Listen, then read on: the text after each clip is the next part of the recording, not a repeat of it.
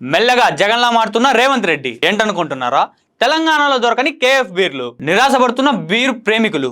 మందు బాబులం మేము, మందు బాబులు. ఇదే మొన్నటి వరకున్న హైలైట్ న్యూస్. కారణం ఏంటంటే బీర్లకు నీటి కొరత వల్ల తెలంగాణ గవర్నమెంట్ కేఎఫ్ బీర్లను ఆపేసిందని మనకు తెలియజేసింది. ఇక్కడ వరకు ఓకే అనుకుంటే సడన్ గా మన తెలంగాణలో కొత్త కొత్త బ్రాండ్లన్నీ దూసుకొస్తున్నాయి. అవేంటంటే power 10,000, black fort, hunter, woodpecker, biryani beer. ఇవన్నీ మన కాంగ్రెస్ గవర్నమెంట్ వచ్చాక సీఎం రేవంత్ రెడ్డి గారి అనుమతితో ప్రత్యక్షమయ్యాయి. ఏపీలో జగన్మోహన్ రెడ్డి సీఎం అయిన తర్వాత ఏపీలో ప్రజలు నాణ్యమైన మందు తాగినా పాపాన పోలేదు. తాగుదామంటే నమ్మకమైన బ్రాండ్లన్నీ లేపేశారు.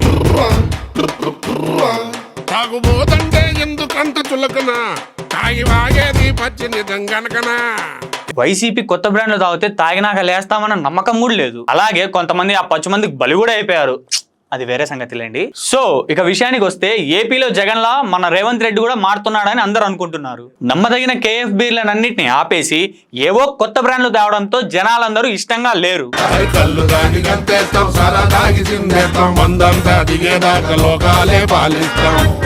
మొన్నటి వరకు ఏపీ ప్రజలు పడ్డ ఇబ్బందులు ఇప్పటి నుంచి మన తెలంగాణ మందు బాబులు కూడా అదే ఇబ్బంది పడతారేమో అని అనుకుంటున్నారు.